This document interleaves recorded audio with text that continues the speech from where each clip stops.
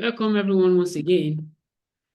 Earlier, I introduced myself at the panelists. I am Adebola Tunde, FCIS, a managing associate at Great Chapel Legal. So now we dive straight into our discussion. So I will start with Tunde. As an A&R professional, I know you look out for certain qualities in talents, in artists. So what qualities do you look for in them? And how do these qualities impact on their marketability? Okay. Good morning, everyone. Thank you for the question. I'll start by, let me just say there's this popular phrase in music and sports that says like talent is never enough. So I value artists who show a strong work ethic. And by work ethic from the outside looking in, it is consistency. An artist who consistently releases music, engages his fans. I want to go to your Spotify and Apple Music page and see that, you've consistently been releasing music, because consistency helps build like a fan base, and these things get you like potential sponsors for labels and brands. Then I look at the technical parts. If you're a rapper, can you rap? If you're a singer, can you sing? Can you make good music? What is your branding like? What is your community like? Then thirdly, we look beyond the music, how you carry yourself as an artist, because building a positive reputation is key. Forget the squabble that Big Three is having right now. Before they started, I'm pretty sure they were all like humble at some point and started gradually building up to this today, because we are in a much more sensitive world now. So you want someone that is very relatable, a people's person, someone that you don't really have to work on, a marketable person. So I give this example. I always give this example of Ayasta. I always tell people that I follow come, that you don't teach what she has. She has, marketability. She knows how to talk, when to talk, what to say at the right time, how she dresses, how she carries herself, what she does. So she's one of the perfect examples of someone that is very marketable, and you can see the reward like in her artist, in her trajectory. So in essence, I'd say work ethic and professionalism, because they create like a foundation of trust, reliability, and consistency. And these are like the core qualities of what like brands, labels, and even fans look out for, like when they want to tap into you as a musician or as an artist. Oh, thank you very much. One of the expressions that stuck with me when you were talking, was when you said skills and attitude, they are like follow come. So yes, that really stuck with me. Thank you very much. I really appreciate that. So Andlyn, can you explain the legal considerations that come into play when signing an artist to a record label? Tunde now, as an A&R person, he has secured a good talent. So what do you consider in signing on an artist? Hi, everybody. When it comes to signing an artist, the moment that you have like an incoming and someone says, oh, we have this artist and we want to get them signed up, just like every business, like there's an investor who wants to put in money into a business. The first thing is due diligence. Due diligence could be in various levels. It could be, the first one could be maybe you want to just check out if there are like previous or prior agreements. Maybe he's been involved in something previously before you opted to sign up the artist, right? So because looking at prior agreements is really important. The first thing you do when you consider that is you have to ask questions. A lot of them might not exactly say what they have been previously engaged in, right? They may not really say, but it's for you to actually have your own background check, like the verifications and whatnot, the request for that. But if it is known that the person was previously involved with maybe a label or a management company, best thing to do is request for the agreements. You have to look through those agreements to understand if there are any terms in the agreement that will be surviving the termination of that contract. That's if it's already terminated, but it's not terminated and it's more or less a transfer. There are other obligations that may need to be spooled out or taken out from that one and then would move into the new agreements. So apart from this particular due diligence, you can decide to do other kinds of back verifications, requesting for their personal identification details. Like we particularly ask for birth certificates just to be sure that, to understand if it's a minor, to understand how minor is this minor. And if it's an adult, yeah, we don't exactly look at that, but we're more concerned about, if the artist that we're signing, whether female or male, is a minor. So in summary, the most important thing is to kind of like do your back checks and ensure that this person is not signed anywhere else. And if they are signed, you need to be sure of the elements of the encumbrances so that you don't get mixed up in, something that was already started out before you, even thought about signing the artist. So yeah, that's basically it from our point of view. Thank you very much for that. I will be referring the same question to Ifeyinwa. Perhaps you have more to say or another light to give us on this question. Thank you.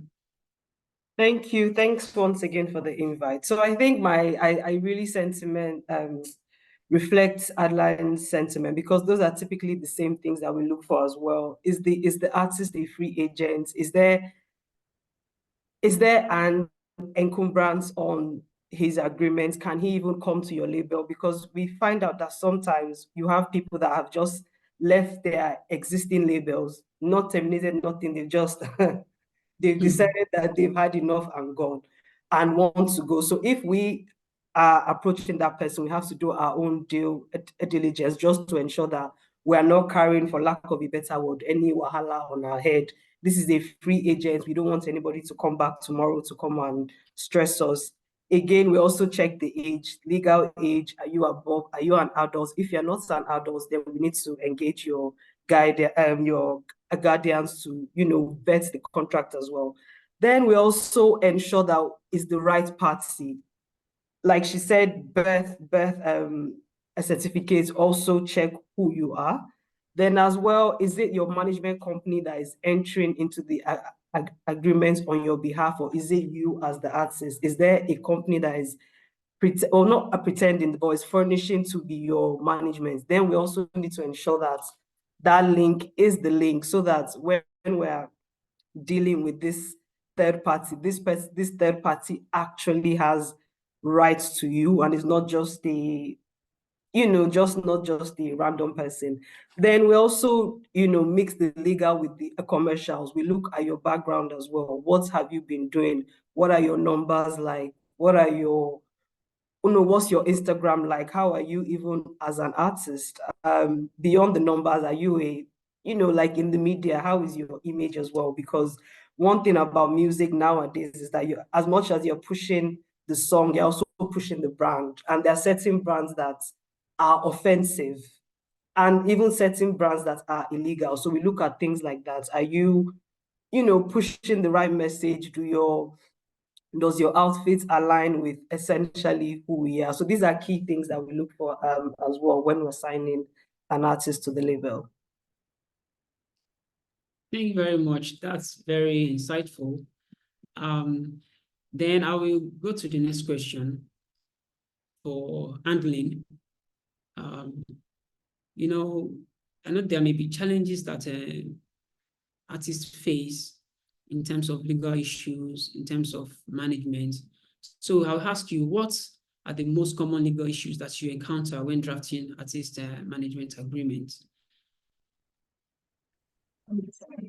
Amazing. So for this particular question you've asked, there is like there are a lot of arms to it, and I'm sure Ifeyinwa will agree with me. Like there are lots of it, but for the purpose of this webinar, I would just summarize. So there are like legal issues. More they could be financial issues, legal, right? They could be marketing issues. Like it spans across, or even talent management, like you had rightly asked. So you're looking at issues relating to royalties, issues relating to your fees, not clearly negotiated or unbalanced or imbalanced terms. You're looking at tax obligations. You're looking at there's tax obligations, there's deductions, there's sorry about that. I forgot that I did not turn this off. Okay, good. So you're looking at issues relating to copyright infringement. You're looking at issues relating to defaults when you do not perform. Like there are like a host of them. You're looking at reputation, like there's a lot, reputation management. So like all of these things, for an artist to clearly or properly navigate these things, it is best to have legal advice. You have financial advisors with you, and most of all, a very good talent or business manager, because these are the people that will give you the elements, the ingredients that you need to grow your career, for you to navigate through all of these issues I've mentioned. Like there are others, like if you look at imbalanced negotiations and or maybe unfair negotiations, maybe an artist has taken up a deal and you didn't properly, you fail to realize that there are gray terms in it. Like gray terms, when I say gray terms, I mean like terms that are not exactly clear to you, but because of the consideration, the money, you just quickly put your signature. Now I'm talking particularly relating to indie artists, like an independent artist. If an artist is managed, there is already a team in place to look at those things. So it's less likely, to have these occurrences if you are signed by, a management. But if you're working by yourself on your own as an indie artist, you're probably going to occasionally have most of these issues you get. So even in their artist sign-up agreements, some of them just sign up because they're like, oh, there's lots of money coming to me. Many of them are not artists that have broken even or broken out or whatever, what have you. They are artists that are just upcoming artists. So they would want to take anything. Like, not seen $10,000 before. Like, I gotta take out. They're not going to look at the terms. They're not going to look at anything. Like, then you now find that in the middle of the whole thing, when obligations begin to play out, energy begins to drop. What's going on? You've got your car, you've got your house, you're now chilling. You're going everywhere. You probably spent the better part of the money in clubs. Catching all those things that they do, which precisely is not a practice with Mavin Global. So yeah, they will say we don't spend money, but we know why we're doing it, because like we have a board to account to. So many of these issues, artists occasionally, you have like industry vices. Once an artist is out there and somebody has posted, or maybe you have maybe a follow from one of these bigger artists, I've blown. They ain't listening to nobody no more. They've blown. That's it. So most of these issues, you need the help of these experts, legal, financial, talent business managers. Very importantly, you need them to be able to navigate through this. There's also when it comes to talent managers, then talent management, or as you mentioned, there's this particular issue I've noticed that they have. The artists there's no synergy. They don't really understand the role of the talent managers. They don't deeply understand it. They don't know, oh, that's my manager, but they don't understand that this manager is there to help you grow. Like they're there to ensure that you have a particular positive trajectory, and then you're going up the ladder.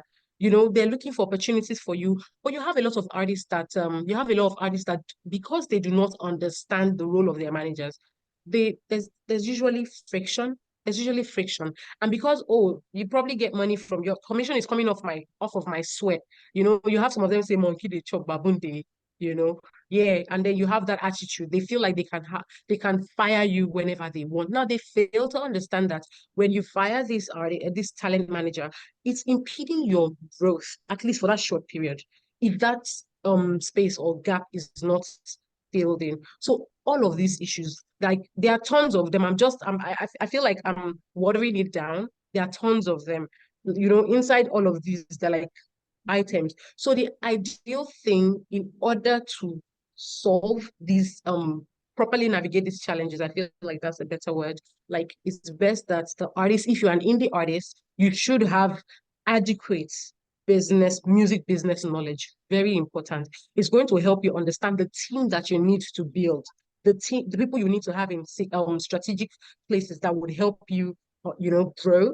And then if you're assigned to a label, it's very important, or a management, it's very important that you understand the role of your talent manager, because I feel like it's one of the keys, apart from the artist, what's the maybe artist's will, maybe that's what I want to say. Apart from the artist's will to grow, the talent manager is another key that you need to unlock. Understanding their roles is another key you need to unlock for you to, secure the growth that you need in your chosen career as an artist. I feel like I've said so much. Yeah, but I mean, you like have to keep that fire. So you are good. You're good. Thank you very much. So, Ifeyinwa, what are the most significant challenges artists face today in terms of legal issues and talent management?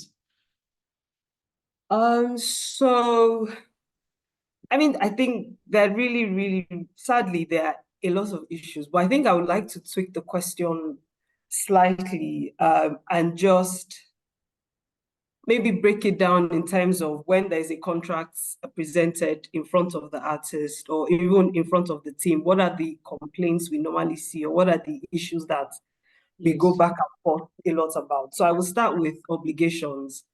It's always key to ensure that your contract has obligations. You see some contracts saying party A agrees to manage party B, and that's it. Like, what does that mean? What does that management, like, ensure that management, sorry? You said that's very nebulous.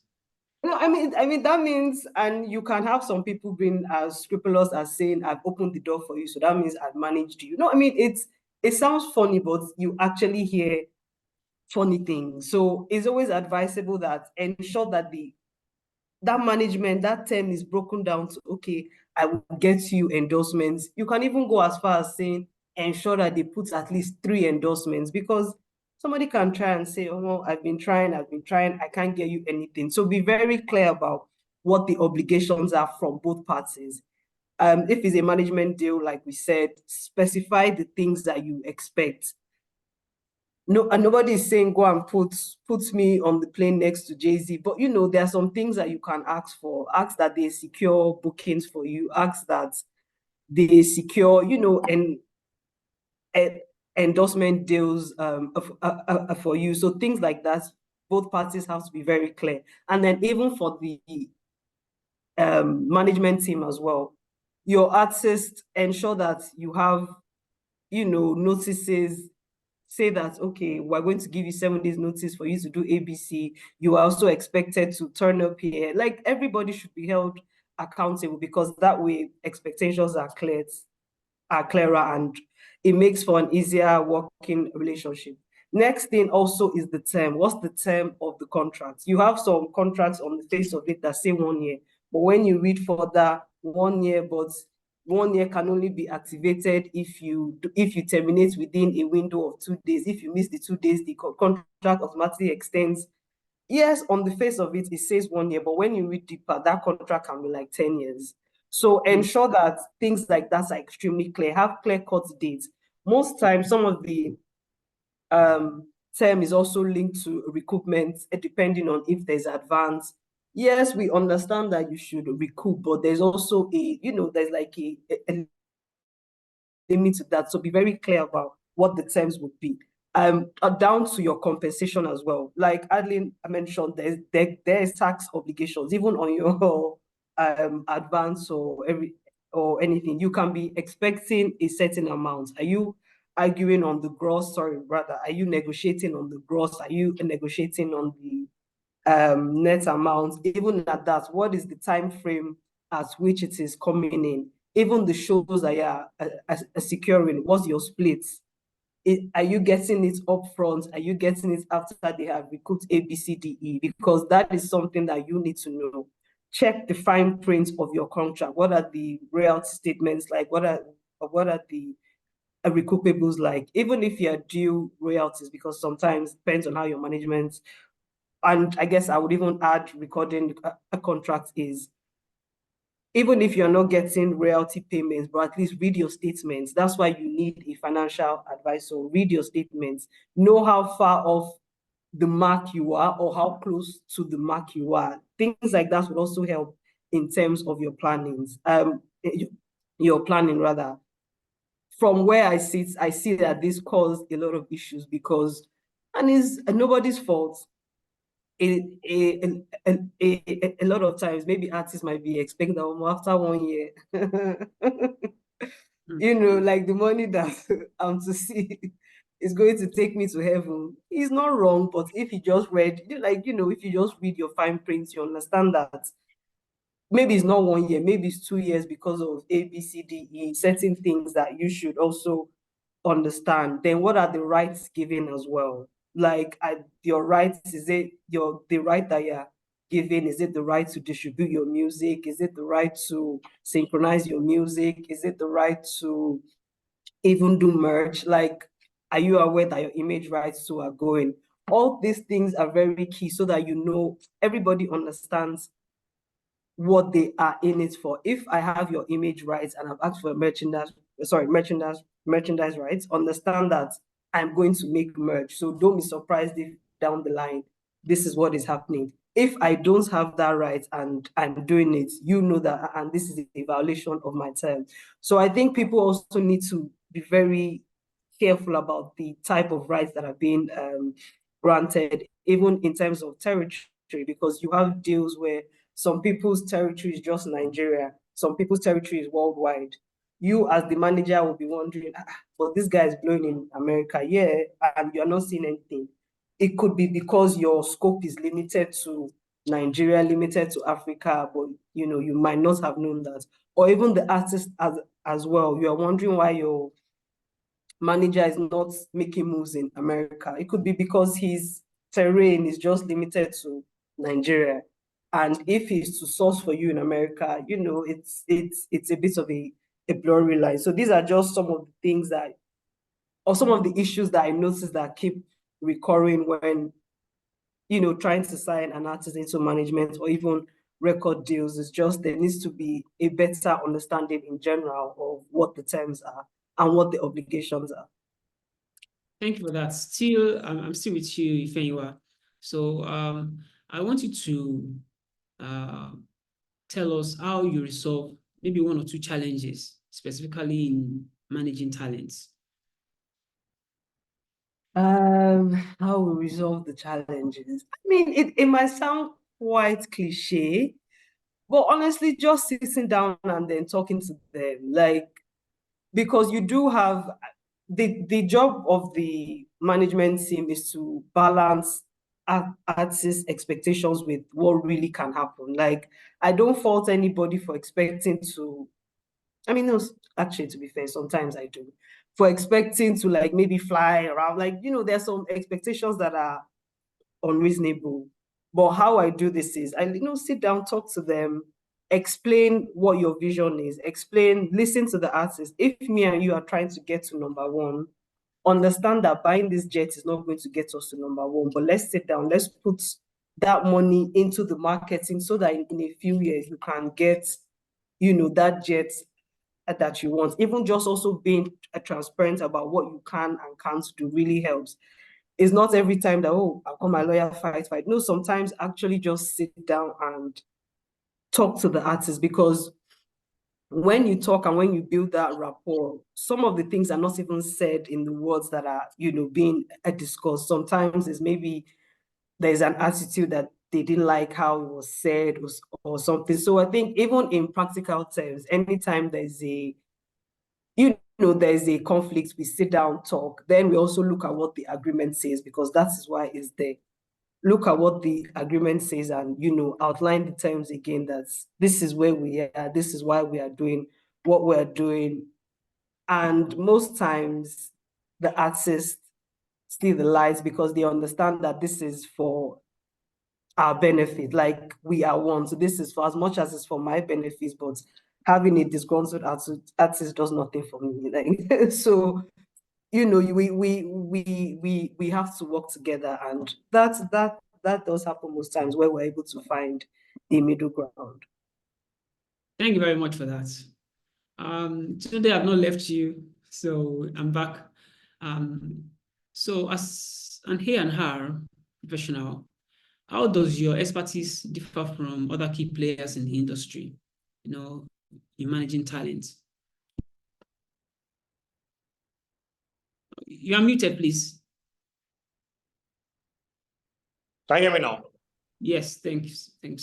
I said most of these roles are like highly complementary, but as an A&R professional, artist development manager, one's talent and expertise, I think, lies in shaping the career and like trajectory of the creative career of the artist, like with a strong focus on music and the creative brand overall, like how you shape the artist identity and helping them align with the current trends in the industry, while the talent manager would typically oversee like the artist branding, marketing, securing gigs, handling financial matters, and all that kind of like developing partnership.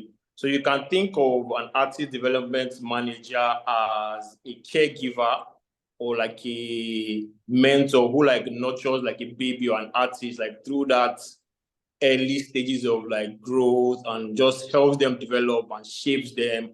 And when the artist is matured, you just say, I've molded this child where I want it. So it's now left for you to like manage and, shoot the person in trajectory upwards. Thank you very much. Ifeyinwa, I'm back to you. Earlier when you were discussing, you mentioned balancing artistic vision of artists with commercial demands. So how do you do that? How do you achieve that goal? So to be honest, we also look at the books. Like that, it's always good to refer to what the actual position is. In terms of, yes, you might want to do ABC, but do the books allow for you to actually do that? Does your branding allow for you to actually do that? If you've been branded a certain type of way and you want to quickly, break out of it, there are steps to it. So we look at the overall vision. What are the books saying? Is this part of your brand alignment? When we answer those questions, then we now know how to navigate both parties. But most times you definitely need to look at what the data is to be able to agree to the, will I say, swift change, or even if it's not a swift change, is when you now eventually want to merge. These steps that we've taken, are they aligned with the overall goal? Most times, just sitting down and breaking that to the artist as well, looking at the data, looking at where we are, I find that they are actually reasonable to it because they understand that we are on the same page. The books are showing that it is not the right time per se to do what you want to do. Maybe a few more years, a few more months. In the meantime, let's actually, because you also need to give, if you're saying that no, you can't do this, but you also need to provide what can be done. So most times we now tailor the request to where we are, like what is more in line with what works for both parties. We also do this through a collaborative process. We're always very, very open to artist feedback,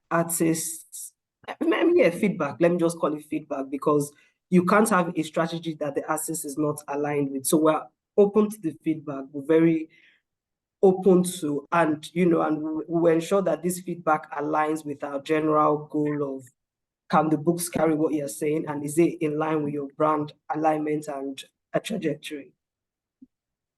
Wow. Thank you very much. If I will summarize that, I would say, an artist should be able to delay gratification. And that's one of the key things for them to be able to achieve their goals. Thank you very much. Andlyn, I'm back to you. There are occasions when we have one or two artists collaborate on a project, So I want to say, how do you manage that process? How do you manage it such that, especially for international collaboration, how do you manage that process such that the goal and the desires of the parties are actualized?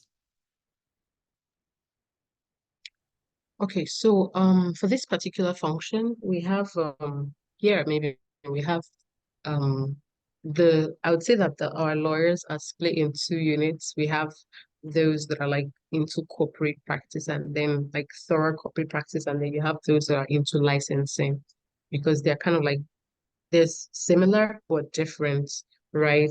If we know one is income generating, the other one is not income generating. So under that, so this question falls under the licensing bit. So I would say from my experience, although I don't thoroughly delve into it with the team, but the key things, I'll just summarize it.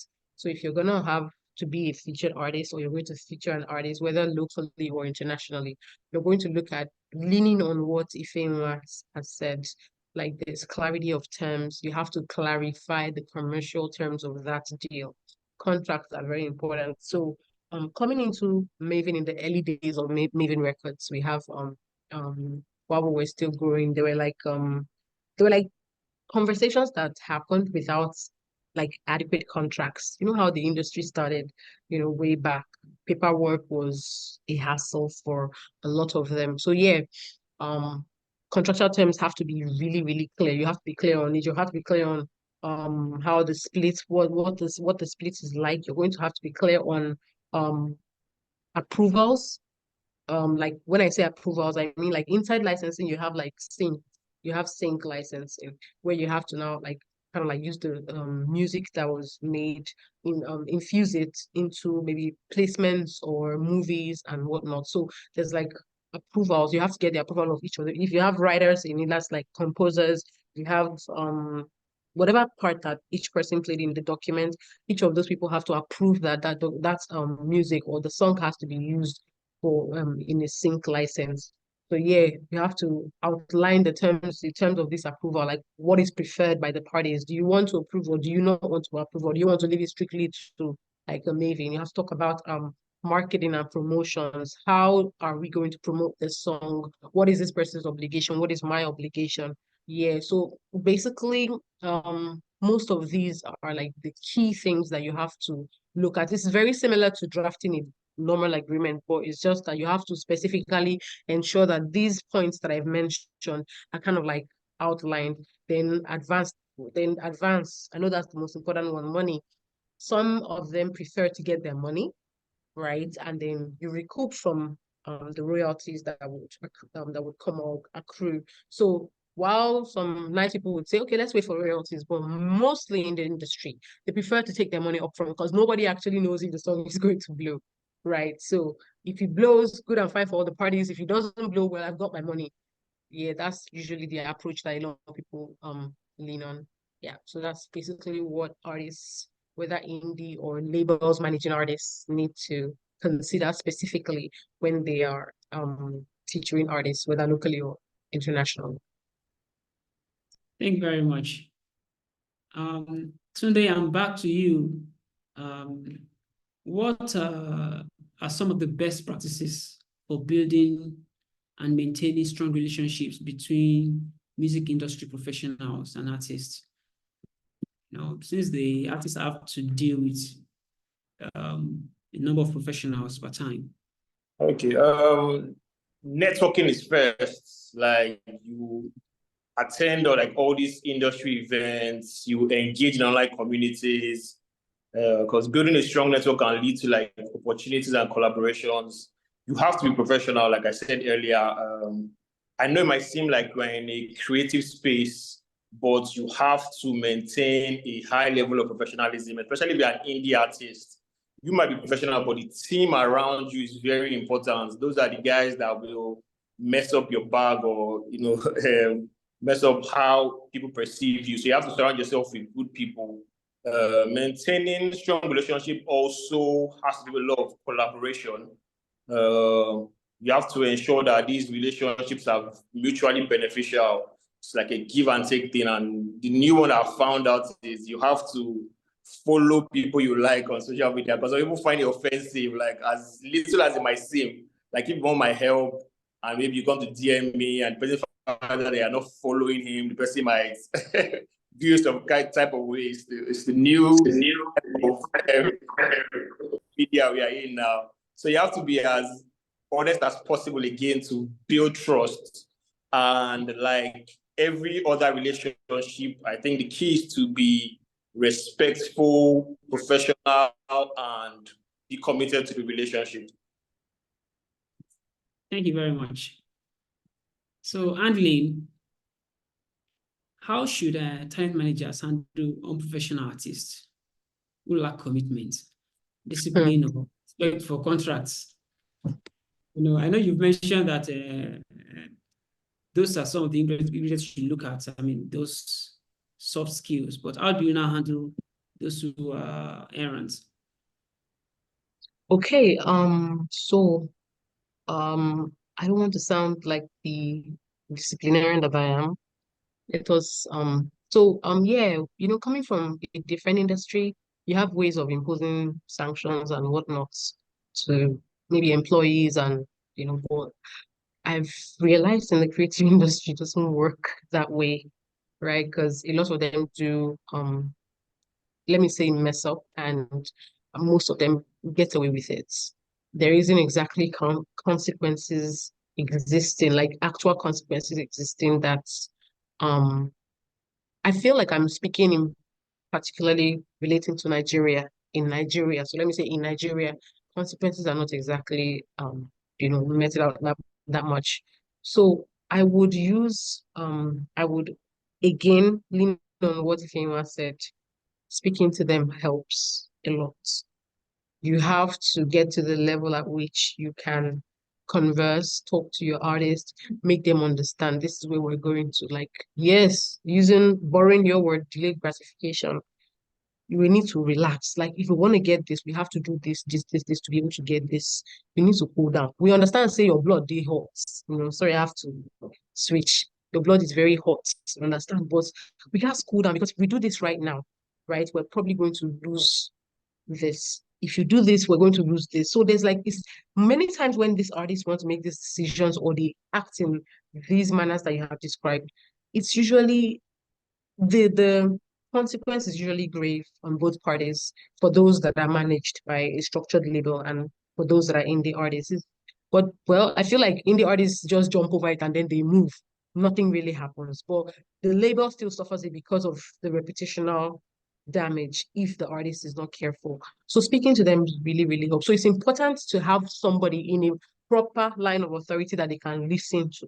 You understand? Here at Mavin Global, we have the hand.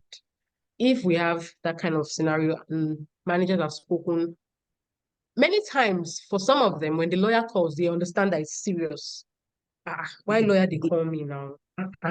They understand at that point, okay, I have to do it. So we've been able to resolve a lot of issues like that. The moment they see Andlyn's phone call, not even other team members, Andlyn, okay, there's a problem. So some of them are quick to adjust that way. But when they see Andlyn's call and they're not even like Andlyn is not cutting it, so we go to like a Tega, for instance, and Tega is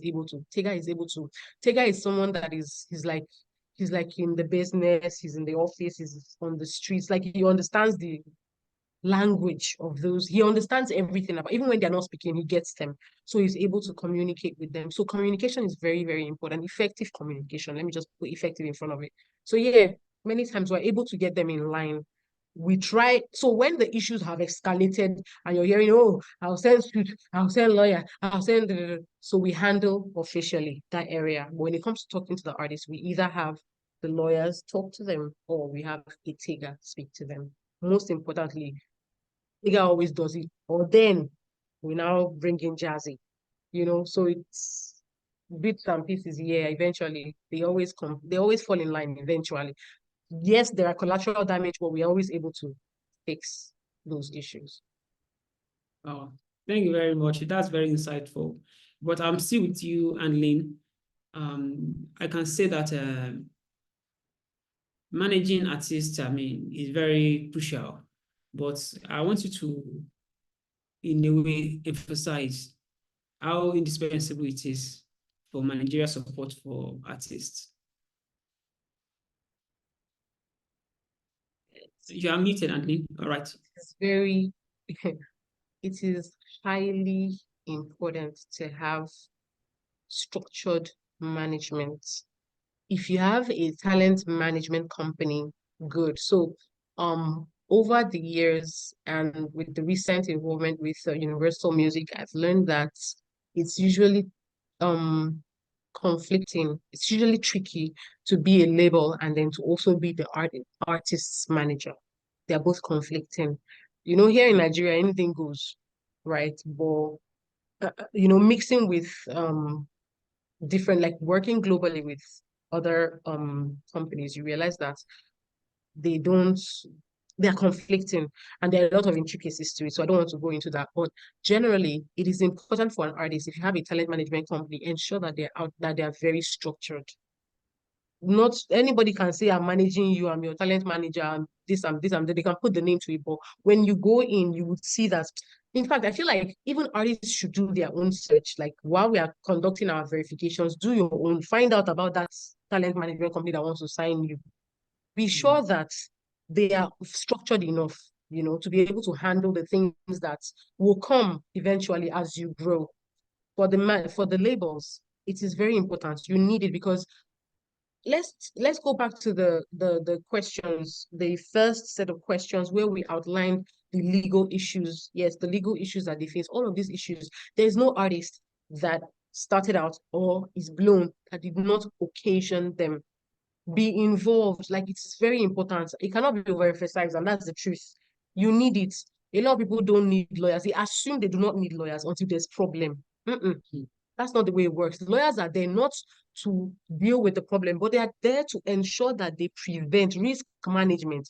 They prevent the issues from even occurring or escalating. So it's highly important for artists to ensure that you have somebody who is managing you, even if it is not a blown out company, and an individual can start off and become an entity tomorrow. So you must have it. I don't know the English I would use, but like you said, it's highly important for an artist to have talent management. It's very important for them to have it so that all of these issues are properly taken care of. Nobody's an island. Like, you're not an island. You must work with a team. You need a team to excel. That's what it means. Thank you very much. So it's like the African proverb that it takes a village to raise a child. Thank you very much. So today I want to ask you how you deal with challenges in managing talents. How do you address the challenges? You're muted, please.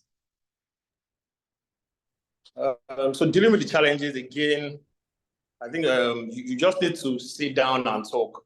I wanted to hammer on what the last person said, because a lot of people have heard like, you need a team, you need management, you need this, but you need to get I'm speaking from an artist development manager point of view, you need to get your career to a place where it is manageable, and then you can now like seek for management. A lot of people come and meet me, oh, come and manage me, oh, come and give me advice, but you will check them. I will ask, are people reaching out to you for shows? No. Is your music hampering on your career? No. So all these things, if you don't have, different things to do, then you don't need management. You need to now work your way and your career to like a certain level where people can start coming to you, okay, I always tell people, like, get to a place where it's most likely money that will come and find you and say, oh, I've seen how your career is going. I want to invest my people's skills. Let me come and manage you. So, but dealing with management issues is basically just sitting down. You know, artists sometimes are their ego is always bigger than them, but you need to just let them say that if you do things my way, then we can both achieve like a common goal, which is to get you to be a bigger artist or to get you the #1 song in the country and stuff like that. Thank you very much. We have some questions in the Q&A. Yes, thank you for all these questions that you've shared. Okay, let me see a number of them. Okay, let me start from the last, okay? Anonymous attendee is asking, when the record label insists that an artist makes music that contradicts his beliefs, what can the artist do in such instance? And for context, as a strong believer, I don't want to make videos with explicit content, and there's no agreement to this effect. So I will direct the questions to Andlyn and Ifeyinwa. You can speak in tongues.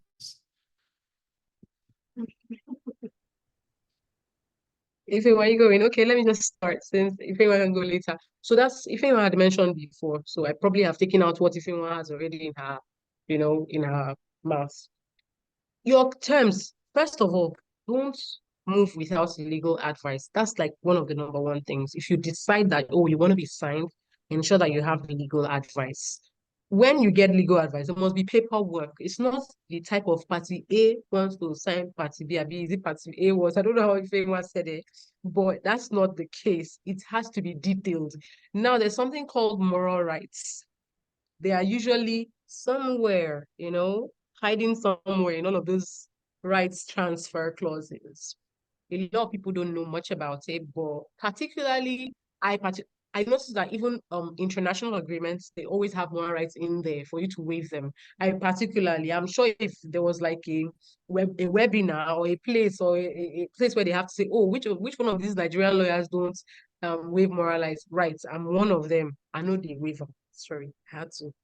Just so that you can understand. You don't waive those. So now those rights are kind of like hinged on this question. So when you waive moral rights, it means that explicit or no explicit, you have given yourself to that management or label. They can do as they please with whatever product it is that you produce. So yes, moral rights, if you do not want to engage in those things that you believe are derogatory or illicit or not acceptable to you or your own morals, make sure you don't, tell them, please, I do not want to waive my moral rights. These are the kinds of things and if you can come to an understanding with the other party, good and fine. And if not, the moment you waive them, please don't argue when you see those kinds of, don't argue at all. Don't even bother because it's already documented somewhere. Yeah.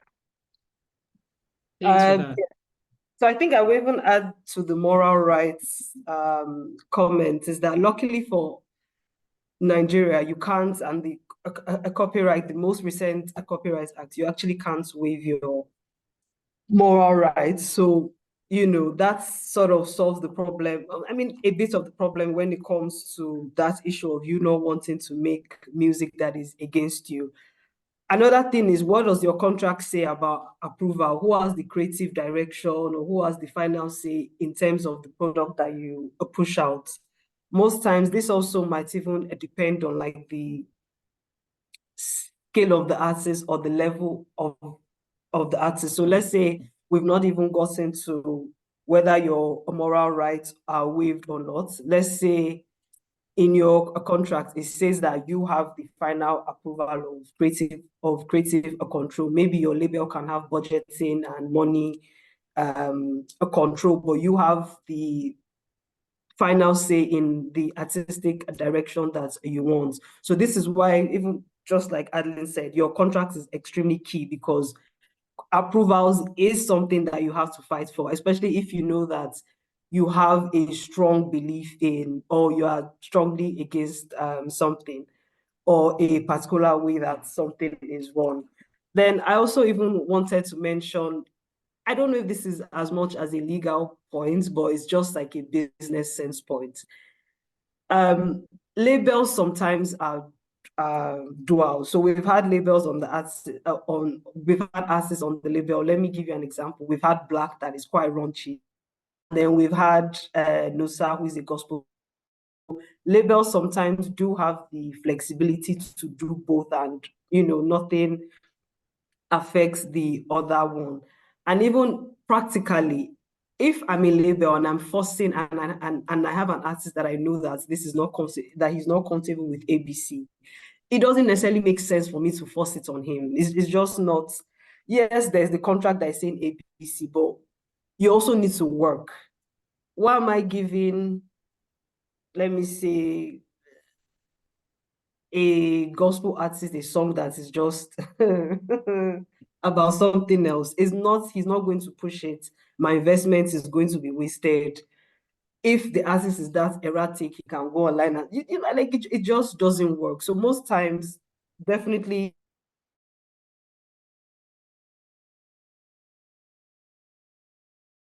from a legal, definitely do not waive it. Definitely hold on to it. Push for it from an even approval point of view. Is that okay?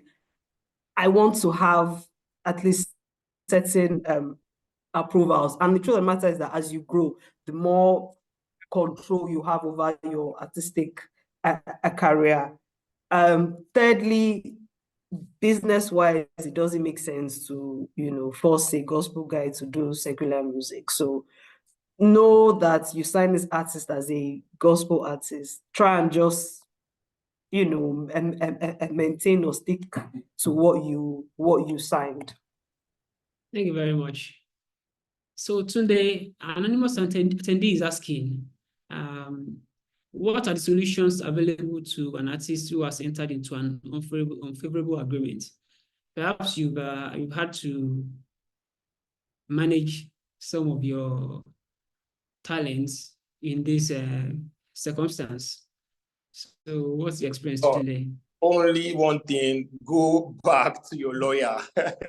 I don't even like getting into anything that has to do with contract, and I always advise artists not to get into anything that has to do with like contract, because like the earlier said, there are a lot of, like, you might think you understand the language and it's clear and concise and you understood everything, but you trust me, you don't. So always just refer anything that has to do with contract, anything that once you have to pick up your pen to sign, make sure your lawyer just goes through it first. When I go through it, get a brief understanding. Okay, you've seen 20% here.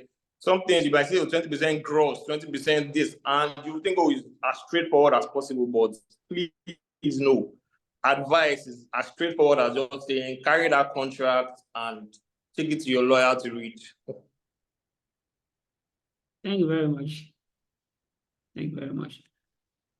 Adediran asked, what steps can a record label take to manage its risk?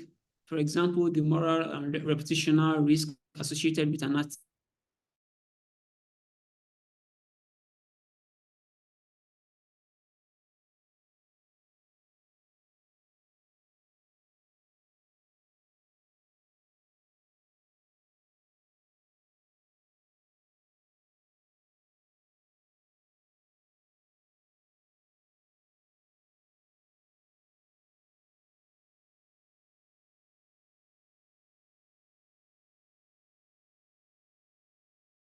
Goals as well.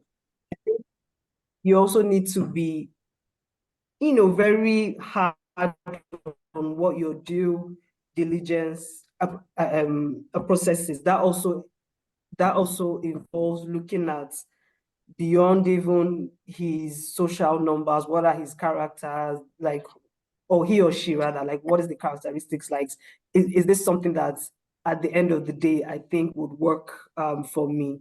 And how do we protect label from an artist from financial risk?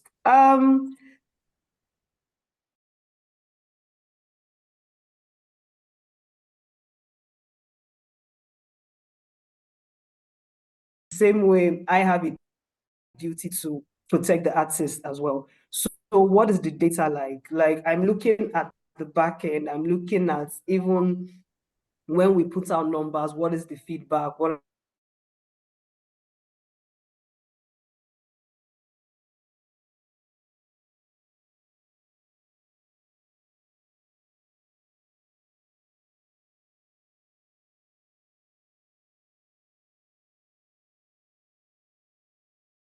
music that listens to a particular type of music, as opposed to, you know, selling the music to a group of people that have no interest.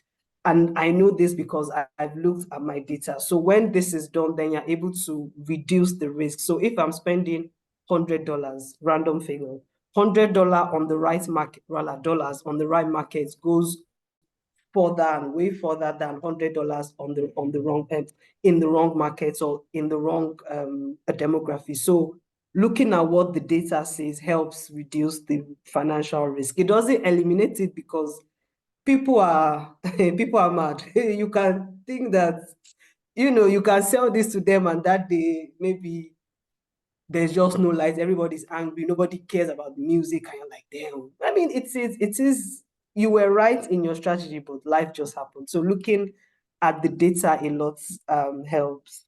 Then the last question, what steps can labels take to ensure transparency in recording contracts? I think the fine print is transparent enough. The fine print in terms of having a contract say, I will do A for you is not as effective as having a contract that spells out what's, for example, like the management terms would be. So just having contracts that are specific to your needs, I think that breeds a lot of a transparency. Then another clause that I always like, that I think is a good transparent area, is there's the accounting and the accounting clause and payments. That clause even allows you to get an auditor to vet the business. So that is a way that label, and that is a standard industry clause everywhere. That also allows for that a transparency that, what, get an independent person to come and check our books. That way, you know that you really made 2K, I made 2K, and this is how we are sharing it. So that, I think those are just a few of my points. Thank you very much. Andlyn, do you want to chip in? I do not believe that she said anything that is not applicable here. So yeah, everything she said applies. Okay, thank you very much. Johnson Adeleke is asking, how can I establish a clear contract with producers that will be for specific time, and where I can take full control of songs with the earnings from it without my consent? That's not very clear.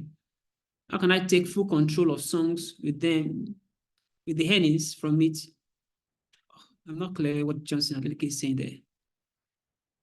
But can you make sense of what he's getting at? Okay, I think so. Let me just presume that I will respond to your question. So first off, as myself and Ifeyinwa have said from the start of this, contracts are very important. So here maybe we have we have our publishing agreements, we have composer agreements. Sorry, we have composer publishing agreements, then we have producers agreements, just like the artist agreement. So producer agreement, very important. You would have that with all of the terms clearly stated, like stipulated. Now the producer does not exactly have like a complete right over it, because first off, it's just producing, then his beats, but you own the lyrics. So I don't know who must have written. So it depends who the writer of the main song is. For producers, once you've paid them the advances, like the contract stipulates the advance and their royalties in the split sheets that you have for the masters and the publishing, and he has his cut. Like there's no issue. You as the owner of the song or the label, you have complete control and ownership over that song. The only thing where you do not have, it depends on what you have in your contract. If approvals is just you alone, it's you. If it is you and the producer will need to chime in when it is time to either license the sound or the recording for any purpose. So I think that basically answers the question. Your contract should be clear on the terms, amounts, the money, how long you want it. So there's like under publishing, there's a term for it. If you own the masters, definitely you own the copyright for life. But when it comes to publishing, if you're gonna publish the song, I believe that there's like publishing is a tricky aspect, which I do not exactly have like the real expertise to go into. So let me just make sure that all your terms are clear in the contract. Ensure that your control, the kind of control, preferable control that you want, is clearly stated in the document. I feel like that solves it all. Thanks. I know we've exceeded our time, but there are just a few questions left, which I would like us to respond to before we close the program for today. Oluwaniyi Igbekele is asking Prof. Tunde, sir, what are the things to look out for while trying to change an artist's brand? Does an artist's branding expires? If so, what are the signs to look out for to know when the branding is due? For me, I always say, brand according to your personality. So if you're a lover boy, I think you being a lover boy should reflect in your music. If you're a rude boy and you're a playboy and you like the girls, let it reflect in your music. The fans and people outside looking in are not daft. They can see through who is faking and who is not. An example is an Udumodu Black. And I think one of the, like a lot of rappers, and let me just say hip hop heads, always have the argument whether he's a good rapper or not. But one thing I always tell them is he has his own branding on point, from the way he carries himself to like the way he tweets to how he answers interview questions. And what you see that is the branding will just track accordingly. Like he's in this phase of rapping, I'm the best now, and he's tracking accordingly, and that is what he's tweeting, like, oh, nobody can stop me and all these things. So your branding won't expire if it just aligns with who you are as a person. So let's say phase A, you came into the industry as a baby, you can talk about baby stuff. Then when you get into adult phase, you can talk about the adult stuff. Then when you get much more older, you can talk about old stuff. And example again is a Rema, for example. When he came in the game, he was freestyling, talking about all these things. Then now we can see him in his old, bad phase, as I call it. He's holding the cigarettes, he's, getting into his teenage phase. And you can see that it aligns, and people just believe that whatever it is he's selling is very authentic. So your branding, for me, branding, most of people think is about you wearing a hat or you having like a distinct feature. But if your branding aligns with your personality, there's no expiration dates. Like you just keep growing and growing and, growing with your brand. Fantastic. Thank you for that. Florence Azebelkai is asking, as an indie artist, what steps can you take legally and otherwise to protect your copyright of your new songs, especially in this digital landscape? Andlyn and Ifeyinwa can attempt to that. Okay. So copyright in Nigeria remains automatic. So once it's created, once you follow the steps, fix it in a medium, blah, blah, blah, it is automatic. So there's that. But I understand that some people sometimes need the added protection. So you can register your copyrights with the copyright, well, NCC. I've forgotten the full name, but it is the NCC. Things as well you can do, and note that copyrights is jurisdictional. I mean, IP rights are jurisdictional, so you might want to register them in a couple of jurisdictions if you want to. You can also just create evidence. So what I tell people is send things to yourself so that there's a timestamp and it's clear that on the 1st of March, you were the first ever person to create ABCD. That helps a lot.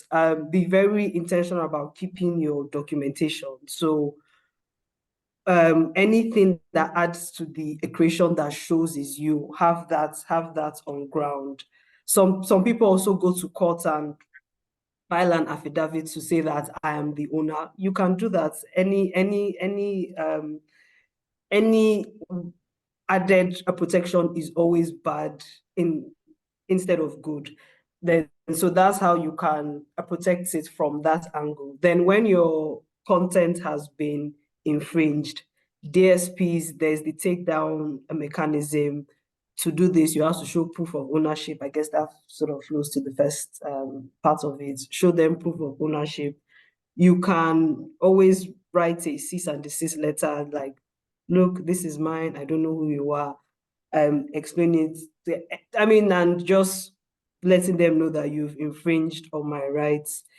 Again, you can always, I guess, worst case scenario would be to actually go to court. This is if all your plans and steps have not yielded anything.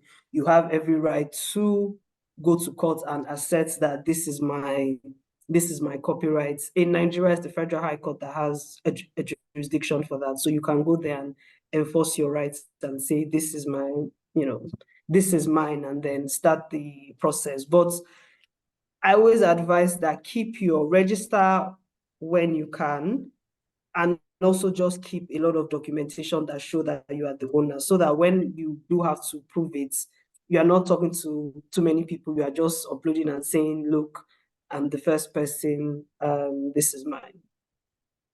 Thank you very much for that. Andlyn.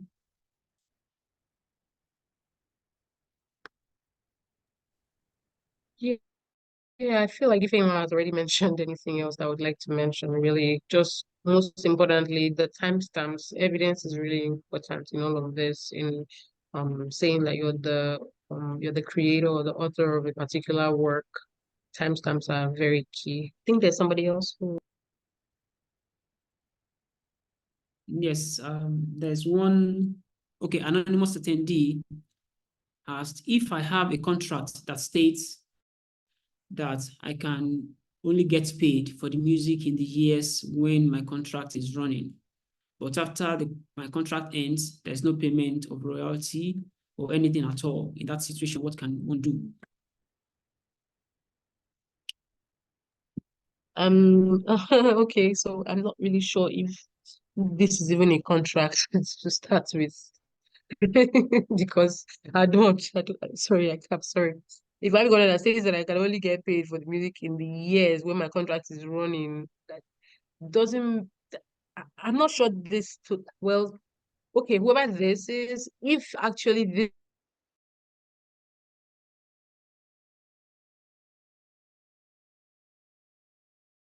Can you help me here? I'm not really sure how to answer this question, because there's like when you make music, it lives after you, right? It's like it's just there. You get royalties, you need to get paid.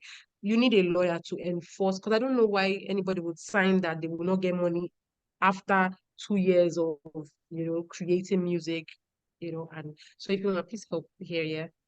Yeah, I think we have the same sentiments. Yeah, I mean, we're not laughing. It's just maybe I want to believe that maybe these are not all the details. Let me just say that. Like, and also, was there is it an advance that you're talking about? Because advance is normally like during the term, but royalties are after. Just like the whole essence of music is royalties, which don't necessarily have to do with I don't know. I don't want to advise, because there are so many ways, and I feel like this is not a complete question per se. I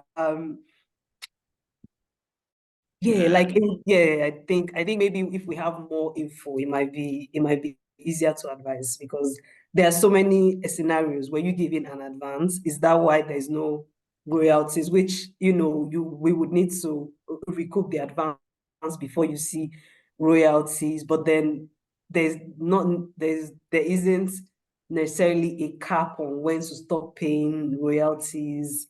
And if there is, what is the justification? I mean, I don't know. I think let me assume that that's not a full question.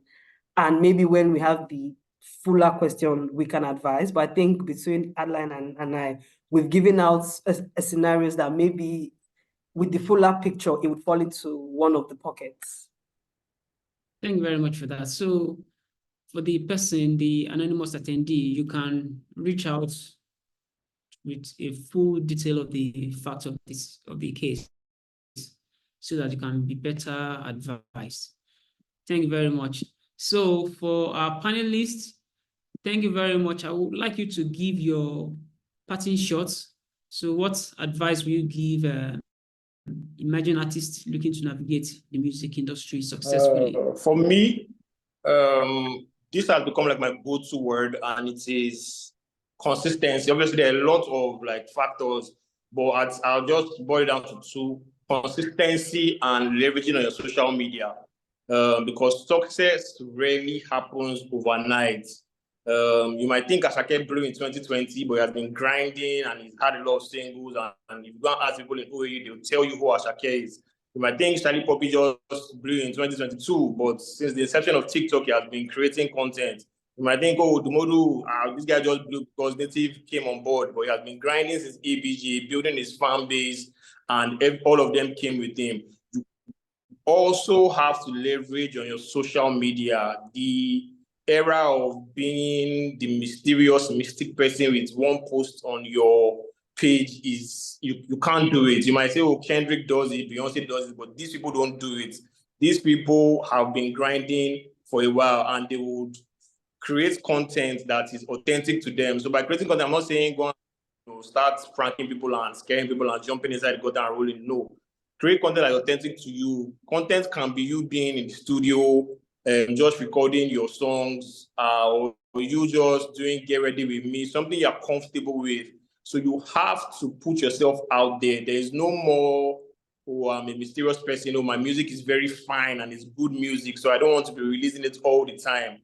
If you're a true artist, your music will expire. So I'll just boil it down to two things: consistency and leveraging on your social media. Those are like the three things you can at least do before like the marketing and the branding and all those other things come in.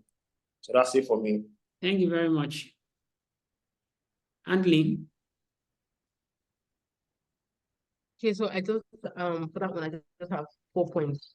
Number one, if you're an upcoming artist or you're an artist, you haven't been found out yet, or you're let me use upcoming, very important. I would borrow what Tunde had said. You have to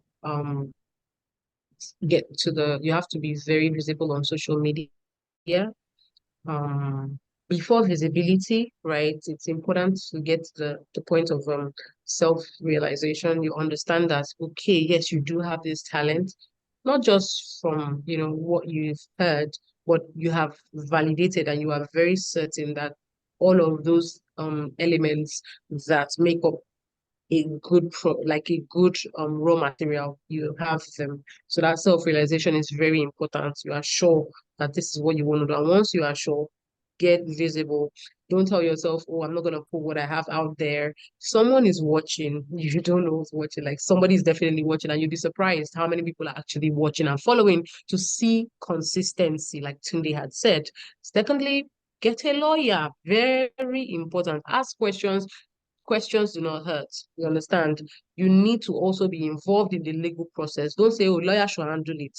Lawyer will handle it, but you also need to acquaint yourself with the things, some of the points that the lawyer tries to enlighten or educate you on. You need to also be involved in the legal process. It would help you understand, how you need to act, or acting within the ambit of any contract that you are going to sign in the future.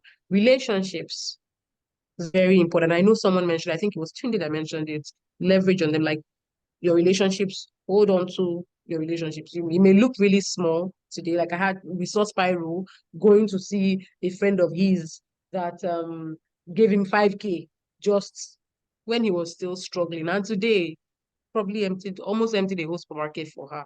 Relationships are very important. I'm not saying that is what it's about, but I'm sure some of us here understand what I mean by relationships are key. Hold on to your relationships, and please be proud of what you are doing, but stay humble. Humility, very key. Your humility is going to help you keep you level-headed. You're going to be able to listen to people, listen to management, listen to your business managers or lawyers or financial consultants or advisors and whatnot. Basically. Thank you. I appreciate that. So I honestly, I think you guys have said everything. But I would try. All the points that you said, both of you said, are definitely extremely applicable. For me, I just to add, I think also studying your industry, knowing the market that you're trying to enter helps a lot. Like, no, I'm not saying that you would know everything at the first, instance, but be very intentional about learning how your industry operates. Like, even till today, I'm still learning. Yes, I do legal and business, but I still sit with my finance team to ask them so many questions, sit with the marketing team. Like, being that intentional about knowing your industry, I think is a way that you can have a successful a career, because that way you are able to even predict the trends. You're able to stay on top of what is happening in terms of even like what the new legal terms are. You would know because you are constantly studying the industry, because the industry it evolves. What is relevant, sadly, on Monday might not be relevant on a Tuesday. But if you have a knowledge of the industry, you would be able to, you wouldn't be as affected as with that shift, because you have an understanding of how the industry operates. So I think that's just my advice: is know and study the industry. Take time in understanding where you want to go. Also, be hardworking. Any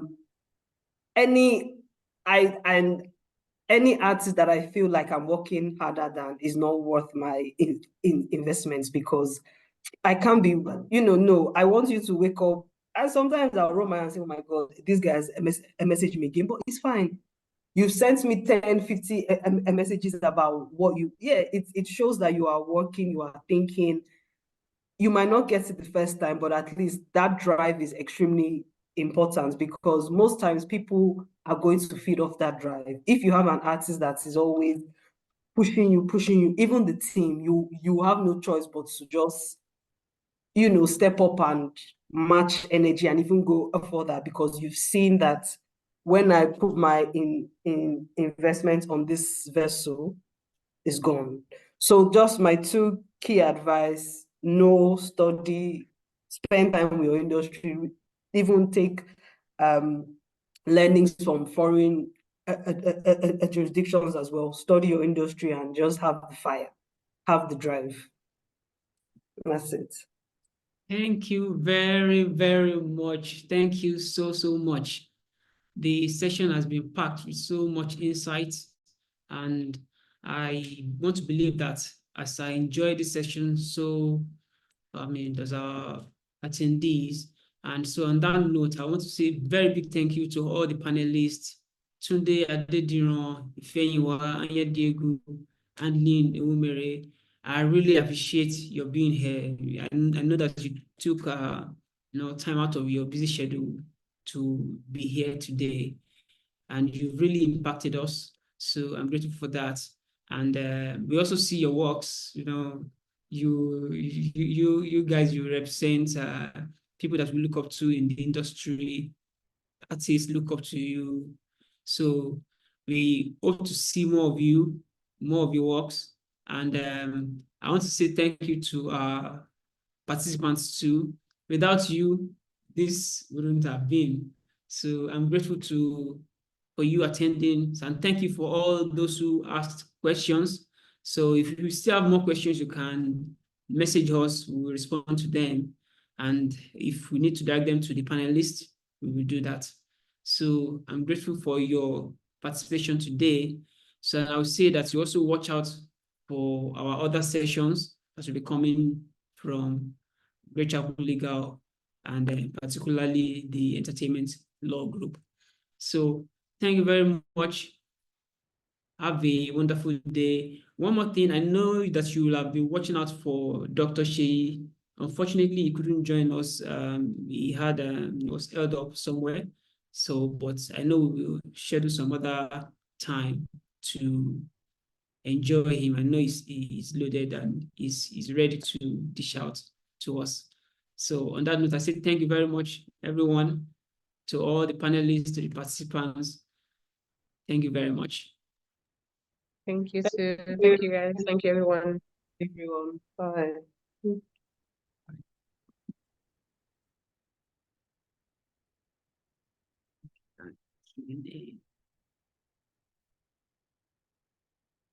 Oh.